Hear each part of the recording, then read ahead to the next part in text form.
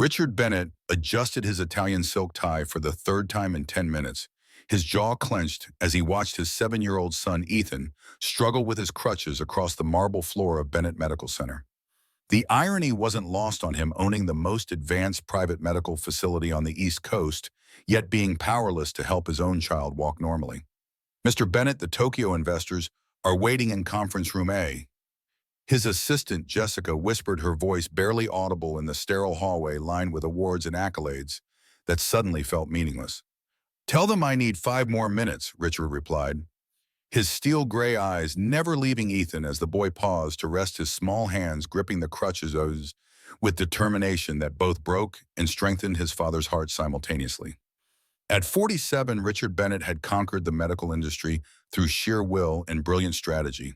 His salt and pepper hair, precisely cut to frame his angular face, gave him the distinguished appearance of authority.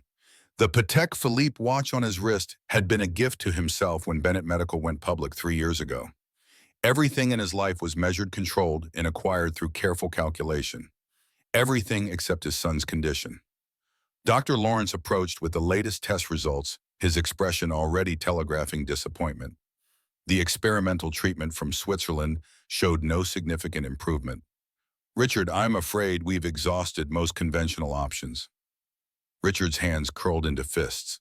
3 years of searching consulting specialists from Harvard to Mayo Clinic, spending millions on cutting-edge treatments, and still his son faced each day with courage that humbled the most powerful CEO in the city. Ethan's condition, a rare neurological disorder affecting his motor skills, had stumped every expert they'd consulted. The boy's mother would have known what to do. Claire had been the real medical genius in the family before the accident took her away from them. "Daddy, can we get lunch at that place with the really good grilled cheese?" Ethan asked, his bright smile masking any frustration he might feel about his limitations. "Of course, buddy. Anything you want," Richard replied, scooping Ethan into his arms, crutches and all. The boy's laughter echoed through the corridor, a sound more precious than any profit margin Richard had ever achieved. As Jessica rescheduled the meeting with the Tokyo investors, Richard carried his son to the black Escalade, waiting at the private entrance. Ethan had discovered Charlie's Diner during one of their medical appointments nearby, and though Richard felt overdressed in his $3,000 suit among the vinyl booths and checkered floors, Ethan's excitement made any discomfort worthwhile. The memory of Claire haunted Richard as he gazed out the window at the Manhattan skyline. She had been everything he wasn't: compassionate, patient-gifted, with an innate understanding of medicine that went beyond textbooks and clinical trials. A pediatric neurologist at the top of her field, she'd been researching treatments for conditions like Ethan's when the car accident stole her from them 3 years ago. The cruel irony that their son developed symptoms of the very condition she had dedicated her life to curing was not lost on Richard. He glanced at his watch, the same one he'd been wearing the night of the accident. He should have been the one driving. He should have been there instead of working late at the office. The weight of that guilt pressed on him daily, pushing him to search relentlessly for a cure for Ethan's condition, as if saving his son could somehow atone for failing to save his wife. 20 minutes later, they arrived at the modest establishment tucked between a laundromat and a hardware store. The contrast between Richard's life of Manhattan penthouses and boardrooms and this small neighborhood diner was stark, but seeing Ethan's eyes light up made it feel like the only place in the world that mattered. A bell jingled as they entered, the aroma of coffee and home cooking filling the air. Richard helped Ethan to a booth by the window, carefully arranging the crutches against the wall. The diner was half full, mostly locals who barely glanced up at the newcomers. "Welcome to Charlie's table for 2. The voice was warm, melodious, with an undertone of intelligence that made Richard look up from helping Ethan with his jacket. Lauren Davis stood before them, order pad in hand, her honey blonde hair pulled back in a simple ponytail. She wore the standard black uniform, but something about her posture suggested she belonged somewhere far more sophisticated than this humble diner. Her emerald eyes held depths that spoke of experiences beyond her apparent 38 years. "Yes, our usual table by the window," Richard replied curtly, already reaching for his phone to check emails. "You must be Ethan," Lauren said, crouching down to the boy's eye level with natural ease. "I've heard you make the best grilled cheese recommendations in the entire city." Ethan giggled, immediately charmed. "Daddy says I'm an expert because I've tried grilled cheese everywhere." "A connoisseur," Lauren said seriously, as if discussing fine wine. That's very impressive. I bet you know exactly how the cheese should melt, don't you? As they walked to the table, Richard noticed Lauren's stride, confident, purposeful, almost clinical. She moved with the precision of someone accustomed to high-pressure environments, not the casual gait he'd expect from a small-town waitress. "Can I help you with those?" Lauren asked Ethan, gesturing to his crutches with matter-of-fact kindness, rather than the awkward pity most adults displayed. "I got it," Ethan said proudly, maneuvering himself into the booth. "I'm getting really fast with these." "I can see that. Your balance and coordination are excellent," Lauren replied, and Richard caught something in her tone. Not just politeness, but genuine professional assessment. "You seem to know a lot about physical therapy for a waitress," Richard said, his voice carrying an edge of suspicion mixed with curiosity. Lauren's expression flickered for just a moment, a shadow passing across her features before she recovered her professional smile. "I've had some experience with mobility challenges," she replied diplomatically. "Now, what can I get you gentlemen today?" As she took their orders, Richard found himself studying her hands. They were soft, well-maintained, with calluses in places that suggested activities more complex than carrying plates. When she wrote their order, her penmanship was precise, almost medical in its clarity. "Daddy, she's really nice," Ethan whispered, after Lauren left for the kitchen. "Yes, she seems adequate," Richard replied, though his attention kept drifting toward the kitchen, where he could see Lauren moving with efficiency that bordered on choreographed. Richard's phone buzzed with an urgent email from Jessica about the rescheduled meeting, but for once he found himself reluctant to dive into work.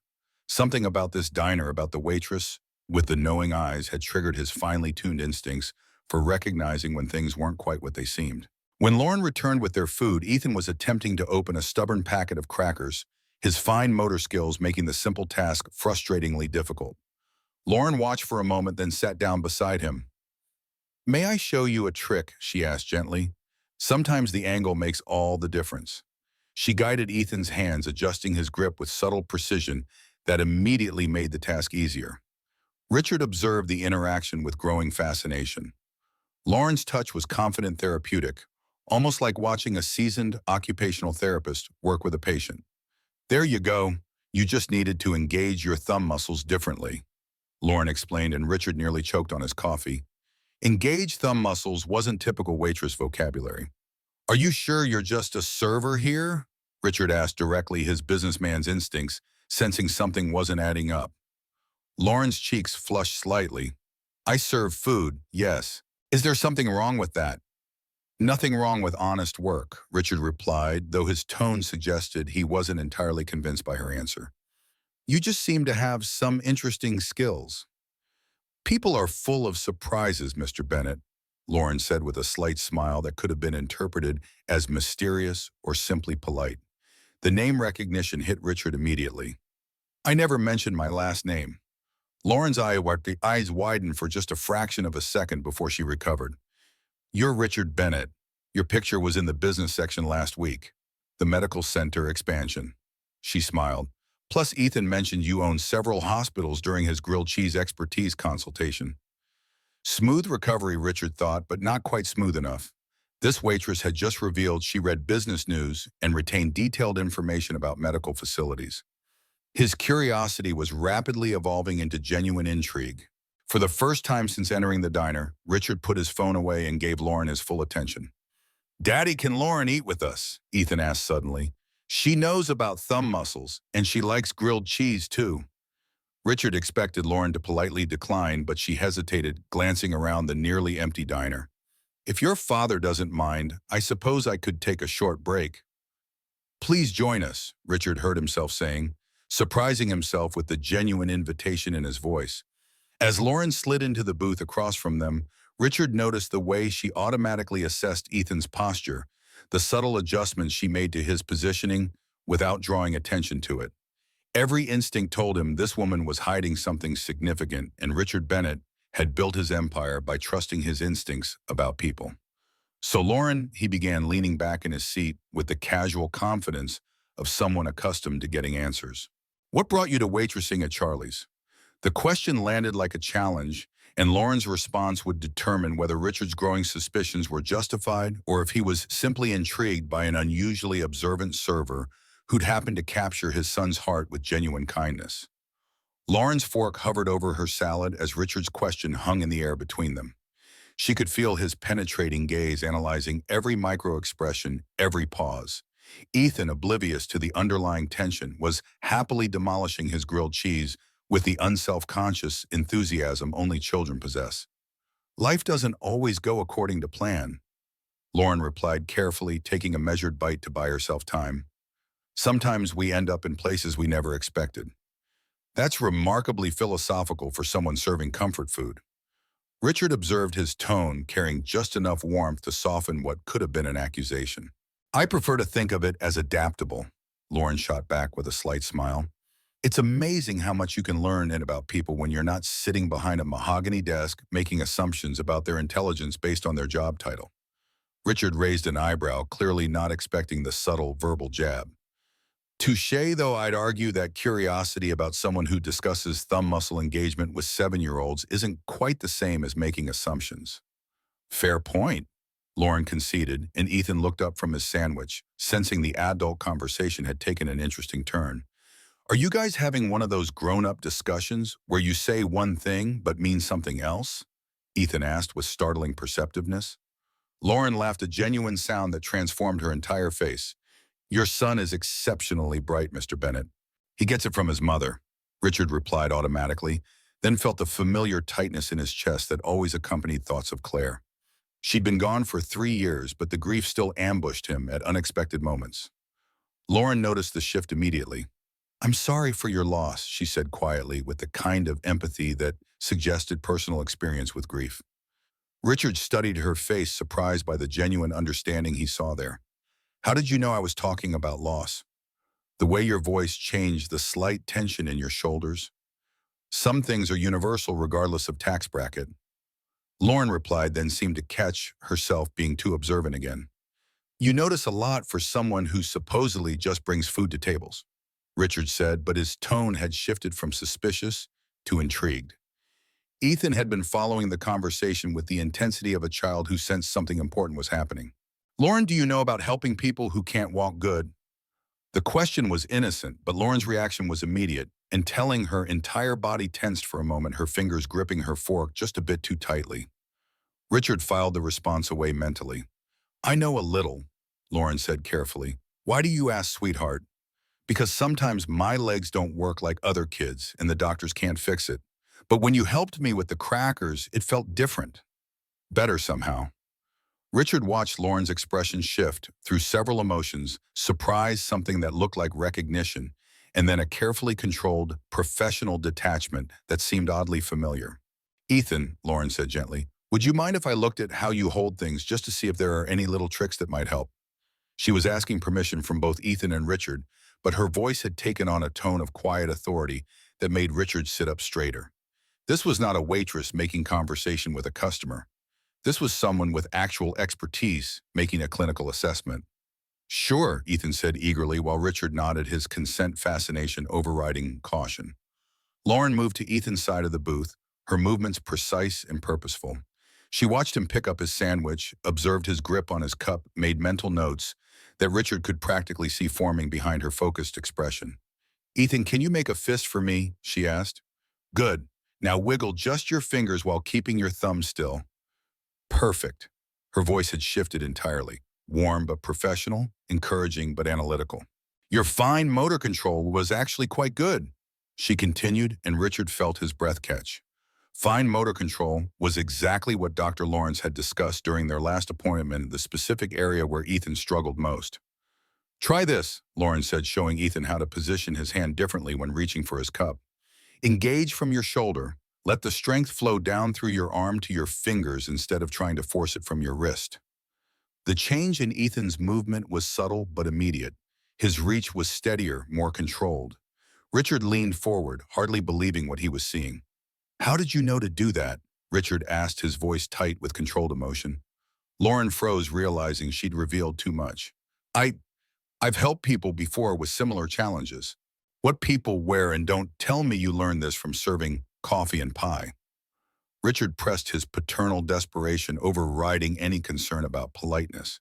Ethan was practicing his new grip technique, delighted with the improvement, unaware of the charged atmosphere developing between the adults.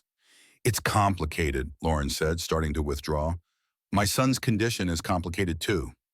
Richard replied, his voice carrying the weight of 3 years of desperate searching. So please help me understand how a waitress knows more about his motor skills than specialists from Johns Hopkins. Lauren looked at Ethan, still happily experimenting with his improved dexterity, then back at Richard. Something in his expression, raw hope mixed with barely controlled desperation, seemed to reach her. I used to be a neurologist specializing in pediatric rehabilitation, she said quietly, before I came here. Richard felt his world shift slightly. Used to be, why did you stop? Because sometimes the medical world isn't as pure as people believe, Lauren replied, her voice carrying a bitter edge that spoke of personal betrayal. That's cryptic. It's honest, Lauren countered. Not everything can be solved with money and connections, Mr. Bennett, even when you own medical centers. The challenge in her voice sparked something in Richard, not anger, but recognition. Here was someone who spoke to him without deference or manipulation. Someone who saw through his wealth and position to address him as simply another person seeking help for his child. You're right, he said, surprising both of them. Money can't cure Ethan. 3 years and millions of dollars have proven that. But knowledge can help. Experience can make a difference. And right now, you seem to have both. Lauren stared at him, clearly not expecting the admission of vulnerability from someone with his reputation for control and dominance. What exactly are you asking me? She said cautiously. I'm asking you to help my son, Richard replied simply. Whatever it costs, whatever you need, whatever went wrong in your past, none of that matters if you can make Ethan's life better. Ethan looked up at both adults, sensing the gravity of the moment. Lauren, would you help me walk better? I promise I'll be good and do exactly what you say. Lauren's composure finally cracked slightly, emotion flickering across her features. Ethan, you're already perfect exactly as you are. Any help I might offer would just be tools to make things easier. So you'll help? Ethan asked hopefully. Lauren looked at Richard, then back at Ethan, clearly wrestling with a decision that involved more than just physical therapy techniques. I need to think about it, she said finally. This is more complicated than you might realize. Richard reached into his jacket and pulled out a business card, writing his personal number on the back. Take all the time you need, but please consider it. Whatever happened before doesn't have to define what happens next. Lauren took the card, her fingers brushing his briefly. The contact was electric, unexpected, and both of them pulled back slightly in surprise at the jolt of awareness. I should get back to work, Lauren said, her professional mask sliding back into place, but not quite hiding the flush in her cheeks. As she cleared their plates, Richard found himself memorizing details about her, the way she moved, the careful control of her expressions, the obvious intelligence she was trying to downplay. Ethan was already asking when they could come back to see Lauren again. Richard Bennett was accustomed to getting what he wanted through persistence and resources. But something told him that Lauren Davis would require a different approach entirely, one that might challenge everything he thought he knew about himself and what he was willing to sacrifice for the people he loved. That night, after putting Ethan to bed, Richard stood in his penthouse office overlooking Central Park. The city lights twinkled below, a testament to human ingenuity and determination. On his desk sat a framed photo of Claire, her smile radiant as she held a newborn Ethan in her arms. He picked it up, running his thumb along the edge of the frame. What would you make of Lauren Davis? He asked the photograph, his voice soft in the empty room. Claire had always been an excellent judge of character, seeing through facades to the heart of people with an uncanny accuracy. He set the photo down and opened his laptop, tempted to run a background check on Lauren. His finger hovered over the keyboard. No, that wasn't the way to build trust. If she was going to help Ethan, they needed a foundation of respect, not suspicion. He closed the laptop and poured himself a glass of scotch instead. Whatever secrets Lauren was hiding, they were hers to reveal. For now, all that mattered was the way Ethan's face had lit up when she showed him how to hold his cup differently. It was the first genuine hope Richard had felt in 3 years of searching for answers. 3 days passed before Richard received Lauren's call. He was in the middle of a board meeting discussing quarterly projections with investors from 3 different continents when his personal phone buzzed. Seeing an unfamiliar number, he almost ignored it until something made him step out of the conference room. Mr. Bennett, this is Lauren Davis from Charlie's Diner. Her voice was different over the phone, more formal, carefully controlled. Richard felt his pulse quicken unexpectedly. Lauren, I was beginning to wonder if you'd decided against helping Ethan. I've been thinking about it, she replied. A lot. If I agree to work with him, there would need to be conditions. Richard almost smiled. Of course there would be conditions. In his experience, the most valuable people always had non-negotiable terms. I'm listening. First, we do this properly, not as a favor or charity case, but as a professional therapeutic relationship. I'll need to see his complete medical history, consult with his current doctors, and establish a real treatment plan. Done. What else? Second, we work at neutral locations, not your house, not the medical center, somewhere Ethan can feel comfortable and relaxed. Richard paused, intrigued by her insistence on boundaries. Any suggestions? There's a community center about 10 minutes from the diner. They have an excellent physical therapy space that they rent by the hour, clean, well-equipped, but not intimidating. And the third condition, Richard asked, sensing there was more. Lauren hesitated. My past isn't up for discussion. You hired me to help Ethan, not to satisfy your curiosity about why I'm working as a waitress instead of practicing neurology. The slight break in her voice told Richard everything he needed to know. Whatever had driven Lauren from pediatric neurology to serving coffee had been traumatic enough to leave lasting scars. Agreed, he said simply. When can we start? Saturday morning, 9 o'clock. I'll text you the address. Richard hung up feeling a mixture of hope and anticipation that had nothing to do with Ethan's treatment and everything to do with seeing Lauren Davis in her element. The board members were surprised when Richard returned to the meeting with a renewed energy, dispatching complex financial discussions with uncharacteristic brevity. His mind was already planning ahead to Saturday, organizing Ethan's medical records, rearranging his typically packed weekend schedule. For the first time in years, the weight of responsibility felt a little lighter on his shoulders. Saturday morning arrived crisp and clear. Richard had barely slept, alternating between excitement about potential progress for Ethan and an inexplicable nervousness about seeing Lauren again. Ethan, meanwhile, had been talking about nothing but Lauren the helper since they'd left the diner. The community center was modest but well-maintained, housed in a converted warehouse with high ceilings and natural light streaming through skylights. Richard expected to wait to go through typical preliminary discussions, maybe fill out paperwork. Instead, he found Lauren in the physical therapy room wearing black athletic clothing that revealed toned arms and an athletic build that spoke of serious fitness training. Her hair was pulled back in a functional ponytail, and she was reviewing what appeared to be a detailed folder of documents.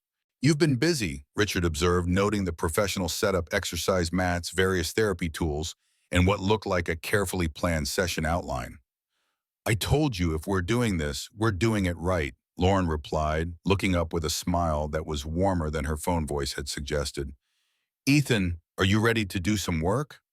Yes, what kind of work? Ethan asked eagerly, his crutches tucked under his arms. The fun kind, Lauren said with a wink, but first I need to understand exactly how your body works right now. Is that okay? For the next 30 minutes, Richard watched Lauren conduct the most thorough assessment of Ethan's condition he had ever witnessed. She was patient but precise, encouraging but analytical, guiding Ethan through movements and exercises while making detailed notes. Her expertise was undeniable. She identified muscle weaknesses and compensatory patterns that previous therapists had missed, asked questions about Ethan's daily activities that revealed insights no doctor had considered, and most remarkably, managed to make the entire evaluation feel like an elaborate game. Ethan, you're doing fantastic, Lauren said as they finished the assessment portion. Now I want to show you something cool. She guided Ethan to a mat and showed him a series of exercises that looked deceptively simple, but were clearly designed to address his specific neurological challenges. What impressed Richard most was how Lauren modified her approach in real-time, reading Ethan's responses and adjusting accordingly.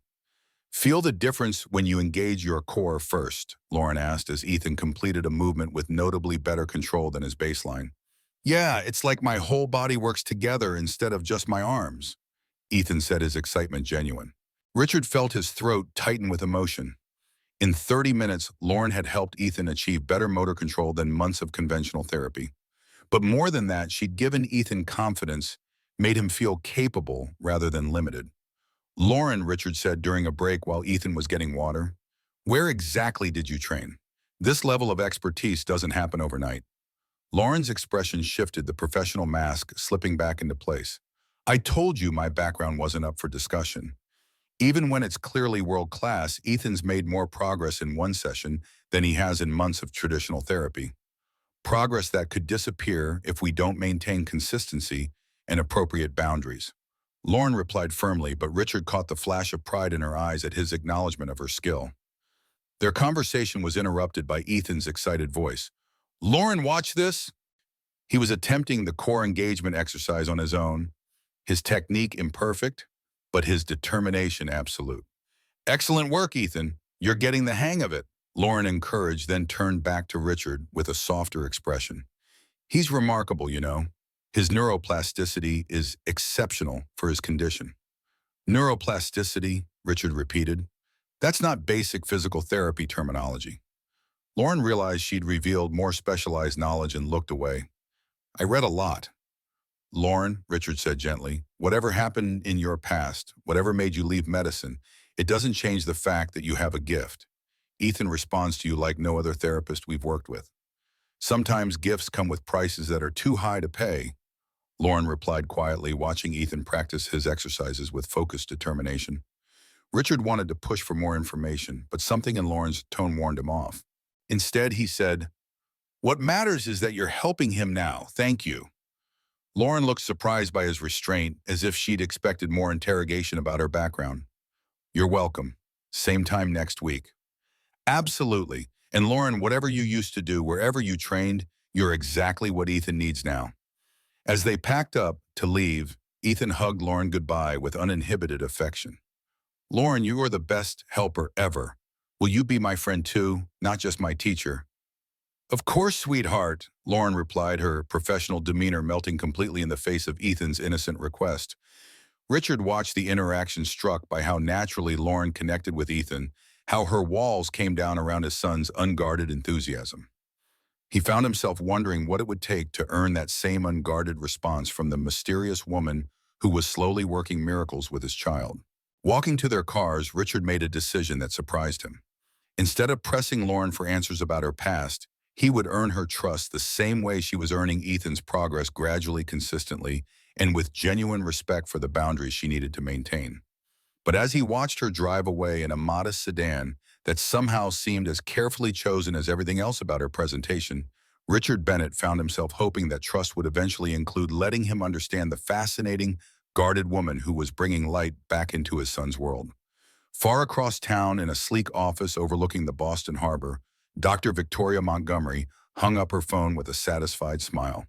The private investigator's report had confirmed her suspicions. Lauren Davis, formerly Dr. Lauren Reynolds, had resurfaced. Not only that, she was working with the son of Richard Bennett, one of the most powerful men in the medical industry. Dr. Montgomery, at 56, had spent decades building her reputation as a pioneering researcher in pediatric neurology. Her perfectly coiffed silver hair and designer wardrobe projected the image of success she had sacrificed everything to achieve. The wall behind her desk displayed her numerous awards and honorary degrees. But none of that would matter if Lauren Reynolds decided to tell her side of the story. She opened the file on her desk, reviewing the documentation of the case that had destroyed Lauren's career 3 years ago. The photo showed a different woman, professionally dressed, confident, standing beside research awards and speaking at medical conferences. The face was unmistakably Lauren's, though back then she had worn her hair shorter and carried herself with the assurance of someone at the top of her field. Dr. Reynolds was always too idealistic for her own good, Montgomery murmured to herself. She never understood that medicine is as much a business as it is a calling. She pressed the intercom. "Get me Dr. Wilson. Tell him we have a problem with the Prometheus project. Our old friend has reappeared, and she's made a powerful new ally." Montgomery turned to look out over the harbor, where the afternoon sun glinted off the water. 7 years of research, millions in funding, and a pharmaceutical deal worth hundreds of millions were all at risk because one idealistic doctor couldn't understand how the world really worked. "Not this time, Lauren," she promised the empty room. "You won't destroy what I've built. Not again." The next 6 weeks brought a transformation in Ethan Bennett that no specialist or experimental treatment had achieved in 3 years. Each Saturday morning session at the community center became the highlight of their week, with Richard rearranging his typically rigid schedule to ensure nothing interfered. The boy who had once struggled with basic movements was now practicing complex exercises with growing confidence, his reliance on crutches diminishing with each passing day. Richard found himself taking Friday afternoons off for the first time in his career, using the time to review Ethan's progress and prepare questions for Lauren. The board members noticed the change in their CEO, exchanging knowing glances when he declined weekend meetings or rescheduled international calls that conflicted with Saturday mornings. If they suspected the changes were about more than just Ethan's therapy sessions, they kept their opinions to themselves. Lauren's methods were unlike anything Richard had encountered in his extensive search for treatments. She combined traditional physical therapy with techniques that seemed to address the neurological aspects of Ethan's condition in ways the specialists at Johns Hopkins and Mayo Clinic had never attempted. More importantly, she had a gift for making the challenging work feel like play, turning therapy into adventures that Ethan eagerly anticipated rather than dreaded. The key isn't forcing the body to comply, she explained during their fourth session, as Ethan practiced balancing on a wobble board. It's retraining the neural pathways to communicate more efficiently with the muscles. Richard absorbed her words, fascinated by the elegant simplicity of her approach. Why hasn't anyone else tried this, he asked, watching Ethan complete a task that would have been impossible a month ago. Lauren hesitated, her eyes darting away momentarily. Some have, but traditional medical establishments prefer pharmaceutical and surgical interventions. They're more profitable and easier to standardize. There was bitterness in her voice that she couldn't quite conceal, another clue to her mysterious past that Richard filed away without comment. A ritual developed naturally, therapy session at the community center followed by lunch at Charlie's Diner. At first, Richard told himself these meals were for Ethan's benefit, a reward for his hard work. But he couldn't deny the anticipation he felt each Saturday as they walked through the diner's door, the way his eyes searched for Lauren even when she wasn't serving their table. During their sixth week, Lauren surprised them by guiding Ethan through a new exercise involving rhythmic movements coordinated with breathing techniques. This strengthens the connection between your cerebellum and your motor cortex, she explained to Ethan, in terms a 7-year-old could understand. Like building a stronger bridge between the part of your brain that plans movements and the part that makes them happen. Richard observed from the side, struck by the depth of her knowledge. This wasn't just physical therapy. This was advanced neuroscience applied with precision and care. The realization that Lauren was hiding abilities far beyond what she'd admitted only deepened his curiosity about her true background. That evening, while Ethan excitedly demonstrated his new exercises for his nanny, Richard received an unexpected call from Dr. Lawrence. "Richard, the latest tests are puzzling," the neurologist said cautiously. Puzzling, how by Richard tensed, immediately fearing a setback. "Not in a negative way," Lawrence assured him quickly. "Quite the opposite. Ethan's neural activity patterns show significant changes. His proprioception markers have improved by 30%, and there's increased activity in areas of the brain typically resistant to conventional therapies." "That's good news, isn't it?"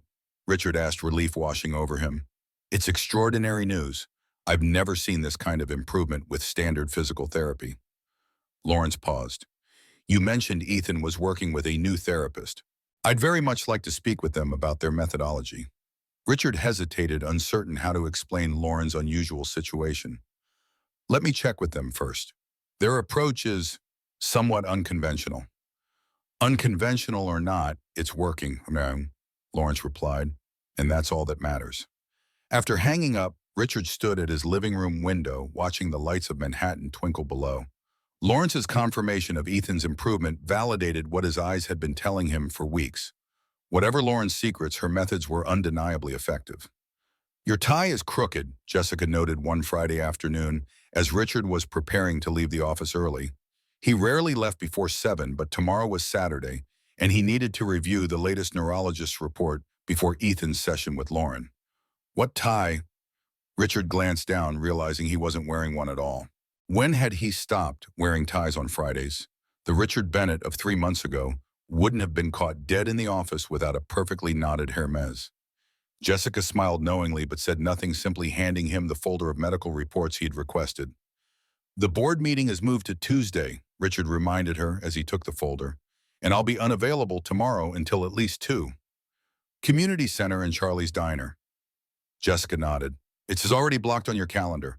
Permanent Saturday morning appointment." Richard paused. Had he made the sessions with Lauren a permanent fixture in his calendar? The realization that he was restructuring his life around these weekly meetings with a waitress would have alarmed him once. Now it felt like the most natural thing in the world.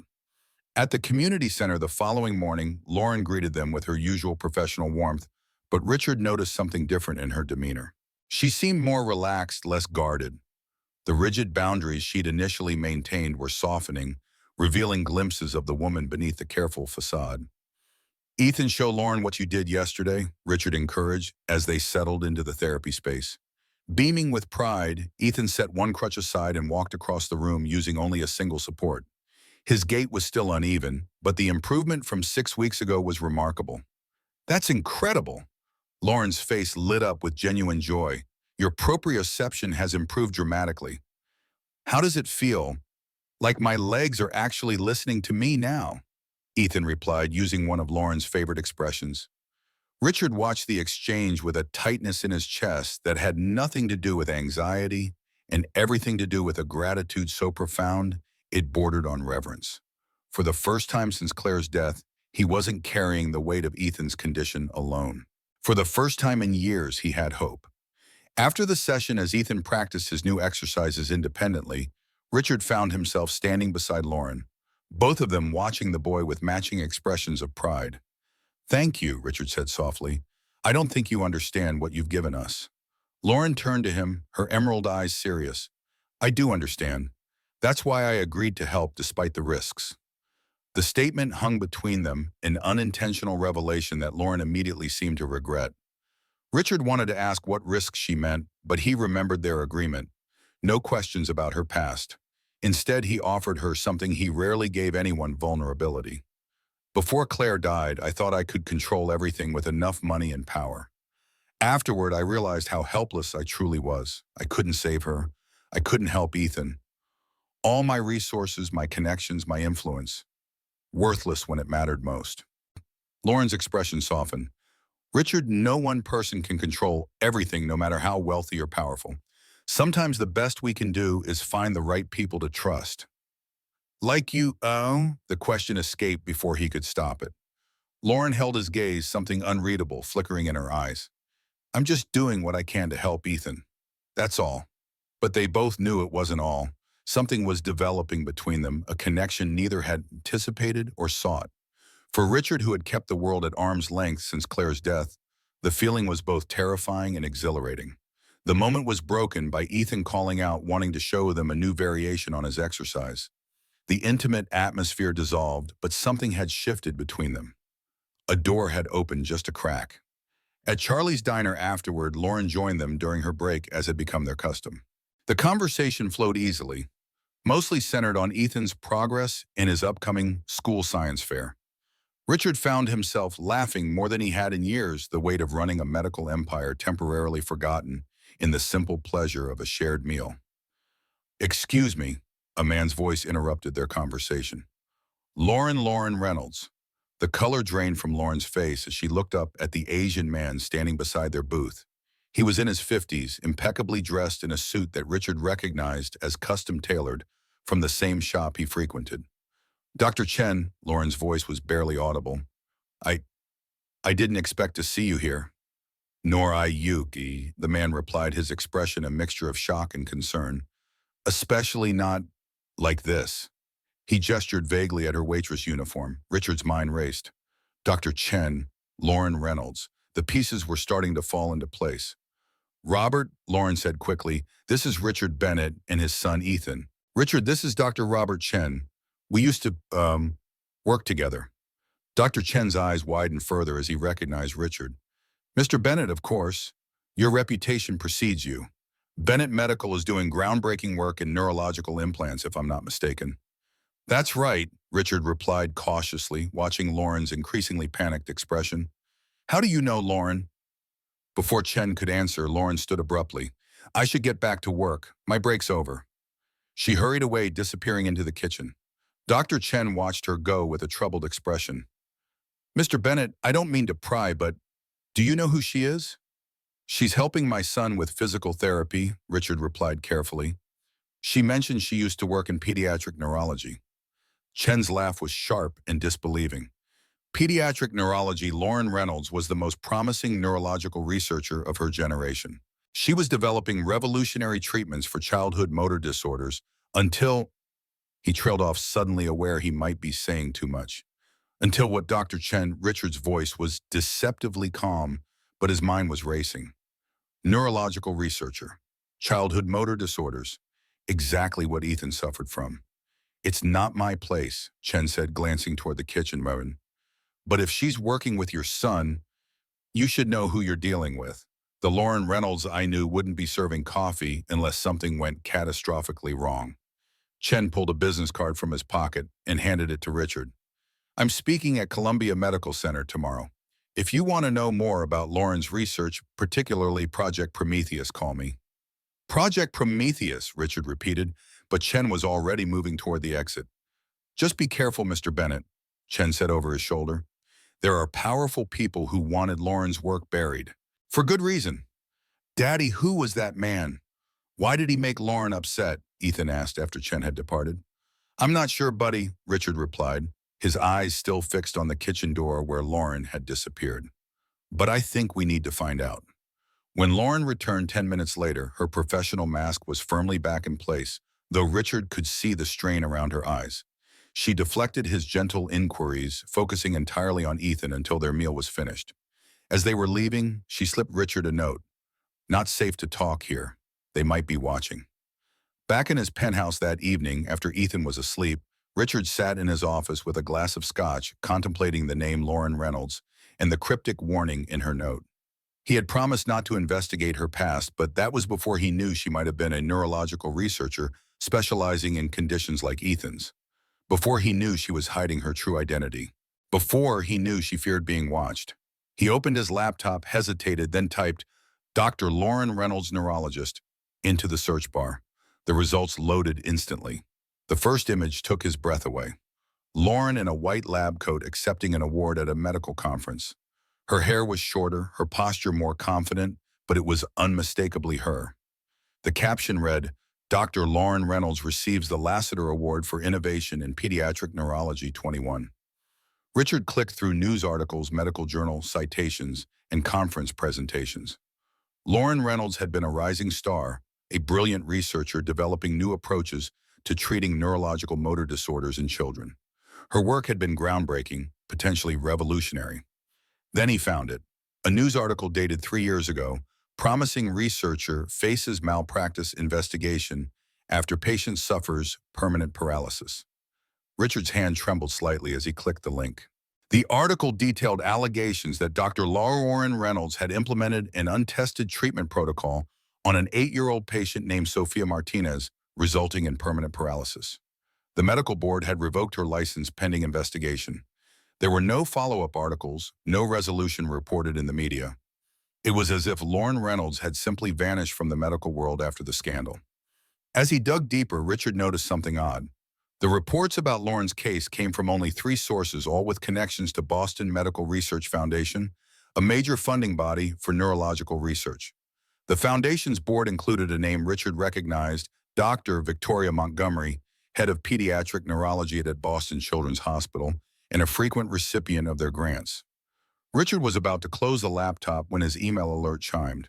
A new message from an address he didn't recognize, with the subject line, regarding your son's new therapist, urgent medical ethics concern. His blood ran cold as he opened the message. Mr. Bennett, I feel compelled to warn you about Lauren Reynolds currently using the alias Davis. 3 years ago, Dr. Reynolds was stripped of her medical license following a catastrophic patient outcome at Boston Children's Hospital.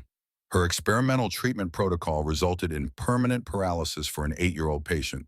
The family's lawsuit revealed gross negligence and falsified research data. I'm shocked to learn she somehow gained access to your son. Please protect Ethan before history repeats itself. A concerned medical professional. Attached were what appeared to be court documents, medical board findings, and news articles detailing the malpractice case that had destroyed Lauren's career and reputation. Richard's investigative instincts kicked in. The timing was too convenient. Just hours after Chen recognized Lauren, an anonymous warning appeared in his inbox. He examined the email header information, looking for clues about the sender. The IP address traced back to a server in Boston, not far from Boston Children's Hospital. As he reviewed the attached documents, Richard noticed inconsistencies. The court filings appeared authentic, but several pages seemed to have been selectively included, breaking the narrative flow. The medical board findings contained references to evidence not included in the attached exhibits. His phone rang, startling him. It was Jessica. "Sir, I'm sorry to call so late, but you asked me to monitor mentions of Bennett Medical in the press. There's a situation developing that you should be aware of." "What is it?" Richard asked, his voice tense. "A reporter from the Medical Ethics Journal is asking for comment on your association with Dr. Lauren Reynolds. They're running a story Monday about disgraced doctors finding employment through powerful connections. Your name and Ethan's are mentioned." Richard's jaw clenched. Someone was orchestrating this, moving pieces on a chessboard he couldn't fully see. "Thank you, Jessica. No comment for now. I'll handle this personally." After hanging up, he stared at the email again, at the convenient timing at the anonymous sender. His business instincts, honed through years of corporate battles and takeover attempts, were screaming that this was more than it appeared. He picked up Dr. Chen's business card, contemplating his next move. Chen had mentioned Project Prometheus, a name not found in any of the articles about Lauren's downfall. Whatever it was, it might be the key to understanding what really happened. His secure phone line rang, the one only 5 people had the number for. His head of security, Jessica, his lawyer, his sister, and Ethan's doctor. "Bennett," he answered tersely. "Richard, it's Lawrence. I just received a strange call from someone at Boston Children's Hospital warning me about a Dr. Lauren Reynolds. They said she's working with Ethan without a license." Richard's grip tightened on the phone. "What did you tell them?" "Nothing. I said I'd need to review Ethan's treatment records before commenting." Lawrence paused. "Richard, is this the therapist who's been helping Ethan? The one showing remarkable results?" "Yes," Richard admitted. "But the situation is complicated. Lawrence, I need you to trust me on this. Don't share any information about Ethan's treatment with anyone until we talk." "Of course," Lawrence agreed. "But Richard, if she's practicing without a license—" "I know the risks," Richard cut him off. "Just give me time to sort this out." After ending the call, Richard dialed Lauren's number. It rang several times before she answered. "Richard?" Her voice was wary, cautious. "Is everything all right with Ethan?" "No games, Lauren. Or should I call you Dr. Reynolds? We need to talk. Now." The silence stretched so long Richard thought she might have hung up. When she finally spoke, her voice was resigned. "How did you find out?" "That's not important. What matters is that you lied to me. You've been treating my son under false pretenses. You lost your medical license after paralyzing a child with an experimental treatment." "It wasn't like that." Lauren's voice cracked with emotion. "Please let me explain." "I'm listening." Richard's tone was ice cold, but some part of him was desperate to hear an explanation that would make sense, that would allow him to trust her again. "Not over the phone," Lauren insisted. "This isn't a conversation we can have remotely. Meet me at Riverside Park by the 79th Street Boat Basin." "In an hour." "Fine," Richard agreed, already reaching for his jacket. "But Lauren, if you're not completely honest with me, I'll make sure you never work in medicine again. Officially or unofficially." "I understand," she replied softly. "Just come alone. And Richard, be careful who you trust." The warning lingered in his mind as he rode the elevator down to the garage where his driver waited. Be careful who you trust. The irony wasn't lost on him. "Change of plans, Marcus," he told his driver. "Take me to Riverside Park, 79th Street entrance." "Yes, sir," Marcus replied, but his eyes narrowed slightly in the rearview mirror. "Would you like me to alert security about this unscheduled stop?" Richard considered the request. Standard protocol for late-night deviations from his schedule included notifying his security team. But Lauren's warning about being careful echoed in his mind. "No," he decided. "This is personal. But stay alert." Riverside Park was quiet this late in the evening, the paths illuminated by scattered lampposts. Richard found Lauren sitting on a bench overlooking the Hudson River, her posture rigid with tension. She wore jeans and a simple sweater, her hair loose around her shoulders. Without her waitress uniform or athletic clothes, she looked different, vulnerable. "Thank you for coming," she said as he approached, not turning to look at him. "I'm here for Ethan," Richard replied, remaining standing. "He's made real progress with you. I need to understand if you're a danger to him." Lauren finally turned to face him, her eyes glistening with unshed tears. I would never harm Ethan, or any child. I became a doctor to help children like him. That's all I've ever wanted. Then explain the Martinez case, Richard demanded. Explain how an 8-year-old girl ended up paralyzed under your care. Lauren took a deep breath, steeling herself. Sophia Martinez had the same condition as Ethan, but more advanced. Her parents had tried everything, just like you. They came to me as a last resort because my research showed promise. I developed a protocol that combined neurofeedback techniques with targeted physical therapy. It was working, Richard. For 2 months, Sophia showed remarkable improvement. Then what happened? I was called away for a conference presentation. Dr. Victoria Montgomery, my department head, insisted on taking over Sophia's care for the 3 days I was gone. When I returned, but Sophia couldn't move her legs. Tests showed damage to her spinal cord that wasn't there before. Richard frowned. You're saying Dr. Montgomery was responsible. I'm saying something happened while I was away. When I raised concerns suggesting we investigate what went wrong, Montgomery and the hospital administration closed ranks. Suddenly, there were records showing I had authorized medication changes that I never approved, documentation of procedures I never performed. That's a serious accusation, Richard said, his business mind analyzing the situation. Why would Montgomery sabotage her own department's success? Lauren's laugh was bitter. 3 days after my license was revoked, Montgomery and 2 colleagues filed patents for treatments nearly identical to my research. A month later, they received a $12 million grant to develop them. My research, Richard, my life's work. The pieces were starting to fit together in Richard's mind. Medical research was big business, worth billions in patents and grants. It wasn't inconceivable that someone would destroy a colleague's career to steal promising research. Even if that's true, Richard said, still cautious. Why hide? Why not fight the accusations? I tried. Lauren's voice broke. But Montgomery had connections throughout the medical establishment. Evidence disappeared. Witnesses changed their stories. My own attorney advised me to accept the loss of my license to avoid criminal charges. Criminal charges, Richard for work I knew was helping children. Richard's mind flashed to the anonymous email, the sudden media interest. Someone knows you're working with Ethan, someone who wants to make sure you stay discredited. Lauren nodded grimly. Montgomery, it has to be. If my techniques with Ethan prove successful, it raises questions about what really happened with Sophia. Why did Chen mention Project Prometheus? Richard asked, remembering the business card in his pocket. Lauren tensed visibly. How do you know about Prometheus? Chen told me to ask about it, said it was connected to your research. Lauren glanced around nervously, then lowered her voice. Prometheus was the code name for my comprehensive treatment protocol. The neural retraining techniques I've been using with Ethan are just a small part of it. The complete protocol could potentially reverse neurological motor disorders entirely, not just improve them. And Montgomery stole it, Richard concluded. Yes, but her version is flawed. She doesn't understand the underlying principles.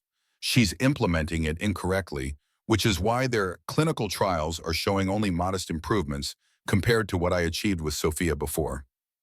Lauren trailed off, the memory clearly painful. Richard paced along the path, processing everything. His instincts told him Lauren was telling the truth. The timing was too convenient, the anonymous warnings too calculated. I should have told you everything from the beginning, Lauren admitted. But I needed the work at Charlie's, and I was afraid you wouldn't let me help Ethan if you knew my past. You're right, I wouldn't have, Richard acknowledged. But now I've seen the results. I've watched my son improve week after week. He sat beside her on the bench, his anger giving way to a strategic clarity. I believe you, Lauren, but believing you isn't enough. If we're going to fight this, we need evidence. Evidence was destroyed years ago, Lauren said hopelessly. The Martinez family disappeared after the settlement. Montgomery made sure every avenue was closed. You forget who you're talking to, Richard said, a hint of the ruthless CEO returning to his voice. I didn't build Bennett Medical by giving up when things got difficult.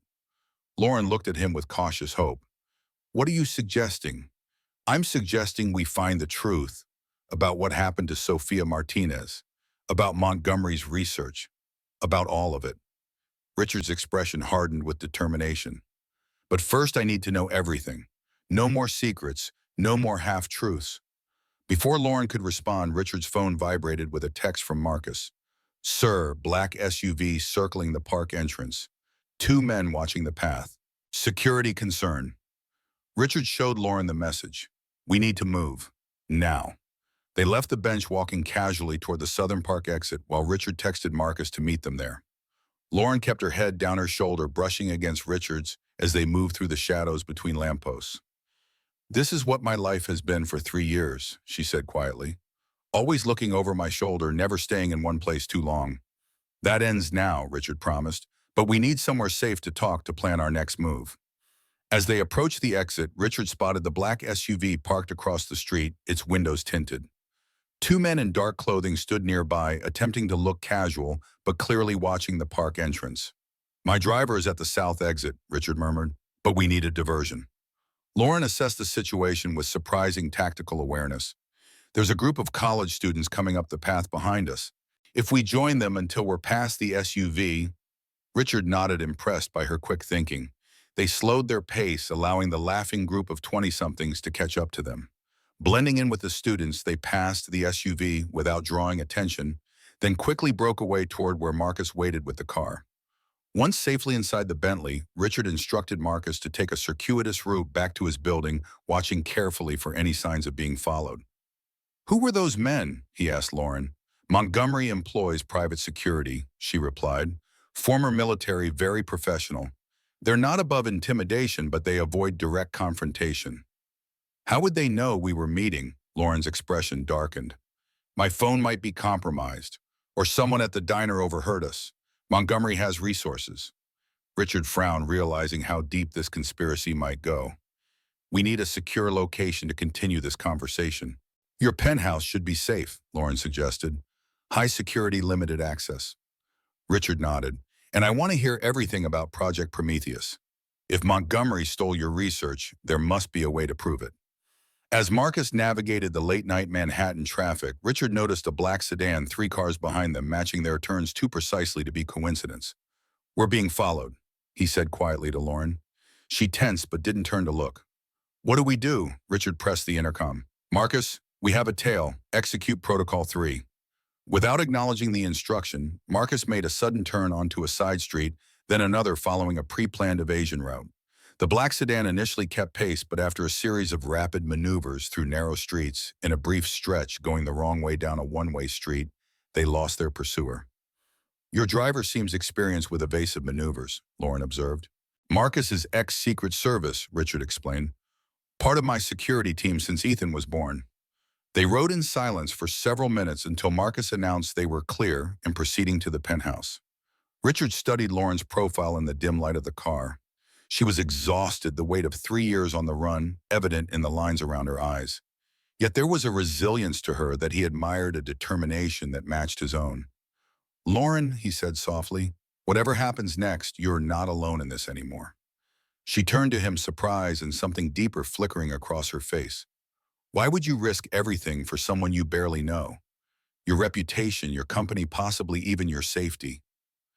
Richard thought about Ethan's improving condition, about the light returning to his son's eyes, about the way Lauren had given them both hope when hope seemed lost. Because some things are worth fighting for, he said simply. Back at Richard's penthouse, after checking on a sleeping Ethan, they sat in his home office plotting strategy. Lauren had been hesitant to come to his home at first, but Richard insisted they needed privacy to discuss their approach. Tell me everything you remember about Sofia Martinez's case, Richard said, opening a notebook. Every detail, no matter how small. Lauren closed her eyes, accessing memories she'd tried to suppress for 3 years. Sofia was 8, Colombian American, referred to me by Dr. Patel at NYU after conventional treatments failed. Initial assessment showed severe motor impairment, similar to Ethan, but more advanced. Parents' names, Richard asked, taking notes. Maria and Carlos Martinez. They were desperate, willing to try anything. Maria was a teacher, Carlos worked in construction. They'd mortgaged their home twice to pay for Sofia's treatments. Were they supportive of your approach? Lauren nodded. Completely. Maria kept detailed journals of Sofia's progress. She documented everything. Those journals would have shown the steady improvement before Montgomery took over. Richard wrote Martinez journals and circled it. What happened to them? I don't know. After the incident, the family stopped communicating with me. My understanding is they received a substantial settlement that included a non-disclosure agreement. Hospital records, altered, Lauren said bitterly. Montgomery had administrative privileges. She could change anything in the system. Not everything, Richard said thoughtfully. Medical systems have audit trails, backup servers, redundancies. Changes leave fingerprints if you know where to look. Lauren looked at him with growing hope. You think we could prove the records were tampered with? With the right expertise, yes. Richard made another note. What about your research? Did you keep backups? I had an encrypted drive with all my original data, but it was in my office when they locked me out. Montgomery would have destroyed it immediately. Richard considered this. What about your treatment protocols, the ones you're using with Ethan? Are they documented somewhere? Lauren hesitated. I recreated them from memory. I've been keeping detailed notes on Ethan's progress building the evidence base from scratch. Where are these notes? In a secure cloud account, and paper backups in my apartment. Richard nodded approvingly. Smart. We'll need those. He paused, then asked the question that had been bothering him. Lauren, what exactly did Montgomery do to Sophia? Lauren's expression darkened. Based on the symptoms and timing, I believe she administered a medication that was contraindicated with my treatment protocol. Something that would cause an adverse reaction affecting the spinal cord. That's not malpractice, Richard said gravely. That's criminal assault. Yes, Lauren agreed quietly, but without proof, it's just a disgraced doctor making wild accusations. Richard closed his notebook decisively. Then we get proof. I'll hire the best private investigator in New York, someone who specializes in medical cases. And until then, Lauren asked? Until then, you continue working with Ethan. We don't change anything outwardly. Lauren looked surprised. You still want me to treat Ethan? Even knowing all this? Especially knowing all this, Richard said firmly. Ethan is improving under your care. That's what matters to me as his father. The relief on Lauren's face was palpable. Thank you for believing me. You don't know what that means after 3 years of being treated like a pariah. Their eyes met across the desk, the connection between them deepening with shared purpose and growing trust. Richard felt an impulse to reach for her hand but restrained himself. This wasn't the time. You should stay here tonight, he said instead. The guest room is prepared. It's late, and I don't like the idea of you going back to your apartment alone while Montgomery is making moves. Lauren looked like she was about to refuse, then nodded. You're right, it's safer here. She paused. What do we tell Ethan? The truth, Richard replied without hesitation. A simplified version. That you're a doctor who helps children like him and some bad people tried to stop you. But we're going to make it right. Lauren smiled, the first genuine smile since Chen had recognized her at the diner. He'll understand that. He's remarkably perceptive. Like his mother, Richard said softly, a familiar ache in his chest at the mention of Claire. You miss her very much, Lauren observed. Every day. Richard's voice was low. Claire would have known what to do about all this. She was the ethical compass in our relationship. I think you're doing exactly what she would have wanted, Lauren said. Standing up for the truth, protecting your son. Richard wasn't sure when they had moved closer together, but suddenly Lauren was standing beside him, her presence a comfort he hadn't realized he needed. Get some rest, he said, reluctantly breaking the moment. Tomorrow we start fighting back. After showing Lauren to the guest room, Richard returned to his office and picked up the phone. It was late, but this couldn't wait. Michael Torres Investigations, answered a gruff voice. Torres, it's Bennett. I need your services. Medical fraud case highest priority. Bennett, the former FBI agent acknowledged, must be serious if you're calling at midnight. What's the target? Dr. Victoria Montgomery, Boston Children's Hospital. I need everything. Financial records, communications, medical cases. Focus on the Prometheus project in a patient named Sophia Martinez from 3 years ago. Montgomery's connected, Torres warned. This won't be easy. That's why I'm calling you, Richard replied. Price is no object. I need results fast. After ending the call, Richard stood at his window overlooking the city lights. Lauren Reynolds. The woman was a contradiction, brilliant but vulnerable, determined yet haunted. He had promised Claire on her deathbed that he would do anything to help Ethan.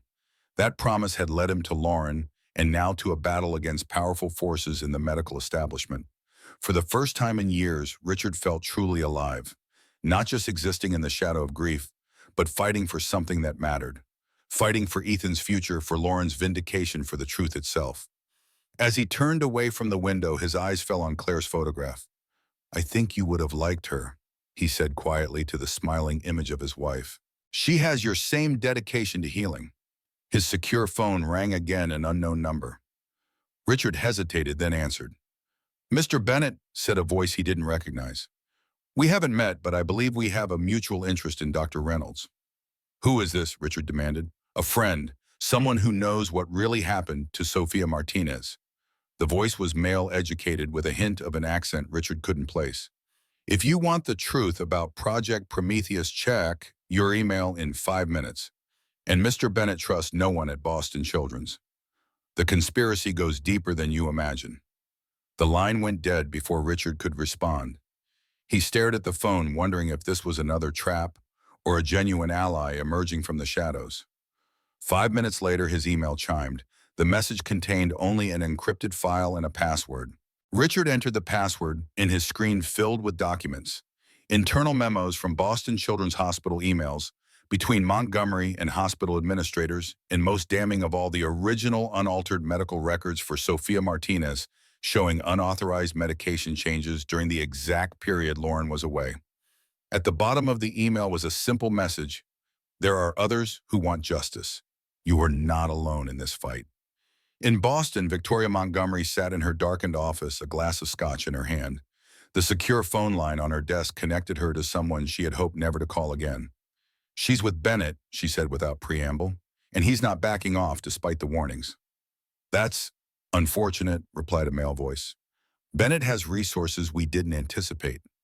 "He's a businessman, not a doctor," Montgomery dismissed. "He doesn't understand what's at stake. Nevertheless, he's dangerous. The Prometheus trials begin next month. We can't risk delays or investigations." Montgomery swirled her scotch, considering options. "What do you suggest?" "Escalation, sir," the voice replied coldly. "If Bennett won't respond to warnings, perhaps he'll respond to consequences." "The boy?" Montgomery asked, her voice carefully neutral. "No," came the immediate response. "Children are off limits, but there are other pressure points. His company, his reputation. The media is already asking questions. We can provide answers that serve our purposes." Montgomery nodded to herself. "I'll handle it. Reynolds won't destroy everything we've built. Not this time." As she hung up, she opened her laptop to review the latest Prometheus trial data. The results were good, but not exceptional. Not like the remarkable improvements Lauren had achieved with her original protocol. The protocol Montgomery had altered just enough to claim as her own, but not enough to maintain its full efficacy. "You should have taken the money and disappeared, Lauren," she murmured to the empty room. "Some fights aren't worth the cost of winning." Her phone buzzed with a text message. "Security team lost Bennett and Reynolds at Riverside Park. They returned to his penthouse." Montgomery frowned. Bennett was proving more resourceful than expected. She typed a response. "Implement Plan B. Full media exposure tomorrow." She closed her laptop and finished her scotch, unaware that at that very moment, the evidence that would destroy her career was being downloaded by a man who had built an empire by taking down opponents who underestimated him. And in a guest room in Richard Bennett's penthouse, Lauren Reynolds slept peacefully for the first time in 3 years, no longer alone in her fight for justice and redemption. Richard awoke to the sound of laughter from the kitchen, a sound so foreign in his penthouse that for a moment he thought he was dreaming. Sunlight streamed through the windows he'd forgotten to close, illuminating dust motes dancing in the air. He checked his watch, 7:23 a.m. He'd fallen asleep at his desk, the encrypted files from the anonymous source still open on his laptop. The laughter rang out again, unmistakably Ethan's, followed by a woman's warm chuckle. Lauren. The events of the previous night came rushing back, the revelation about her true identity, the confrontation at Riverside Park, the mysterious files that might hold the key to clearing her name. Richard straightened his rumpled shirt and made his way to the kitchen, where he found an unexpected domestic scene. Lauren, still in yesterday's clothes, but with her hair pulled back in a neat ponytail, was teaching Ethan how to flip pancakes. His son, wearing pajamas and an oversized apron, was giggling as batter splattered across the counter. "Daddy," Ethan exclaimed upon seeing him. "Lauren's making breakfast. Did you know she can cook too? She says it's just chemistry in the kitchen." "Good morning," Lauren said, a hint of uncertainty in her eyes as she gauged Richard's reaction to finding her so at home in his kitchen. "I hope you don't mind. Ethan was up early and he was hungry." "I don't mind at all," Richard replied, surprised by how much he meant it. The sight of them together, comfortable and happy, stirred something long dormant in his chest. "It smells wonderful." "Lauren says she's actually a doctor, not just a helper," Ethan announced, carefully flipping another pancake, "and that some mean people tried to stop her from helping kids like me." Richard shot Lauren a questioning look. She shrugged apologetically. "He asked why I was here so early. I told him the truth like we discussed." "And what do you think about that buddy?" Richard asked his son cautiously. Ethan considered the question with the serious expression he reserved for important matters. "I think those people are stupid. Lauren's the best doctor ever. She's helping me walk better when nobody else could." The simple logic of a child, Richard thought. If only the medical board could see Lauren's work through Ethan's eyes. "I also promised him," Lauren added, lowering her voice, "that no matter what happens with those mean people, I'll keep helping him, even if I can't be his official doctor." The implied question in her statement was clear. Was Richard still committed to their fight after a night to reconsider? Or would he take the safer path, distancing himself and Ethan from the controversy? "Lauren showed me the exercises we're going to do today," Ethan continued excitedly. "She says I might be ready to try walking without any crutches soon." Richard felt his resolve hardening. Whatever risks lay ahead, he couldn't deny his son this chance. Not when Ethan was making progress that 3 years of conventional treatment had failed to achieve. "That's fantastic, buddy," he said, ruffling Ethan's hair. Then, meeting Lauren's eyes with deliberate certainty, he added, "And don't worry about those mean people. Your dad is pretty good at dealing with bullies." The relief on Lauren's face was palpable, her shoulders relaxing as she turned back to the stove. "Pancakes are ready. Who's hungry?" Over breakfast, Richard shared a simplified version of their plan with Ethan. They would be helping Lauren prove she was a good doctor, which meant she might need to stay with them sometimes for safety. Ethan accepted this news with enthusiasm, already planning to show Lauren his extensive toy collection and video games. When Ethan left to get dressed, Richard lowered his voice. "I found something last night, after you went to bed." Lauren's fork paused midway to her mouth. "What kind of something?" "Someone sent me files, medical records, internal memos from Boston Children's Hospital, evidence that supports your version of events." Richard studied her reaction carefully. "The records show medication changes for Sophia Martinez during the exact period you were away. Changes authorized under your credentials but implemented by Montgomery." Lauren's hand trembled, sending her fork clattering to the plate. That's impossible. Those records were altered years ago. I tried to access them myself and was told they'd been purged from the system." "Apparently someone preserved the originals," Richard replied.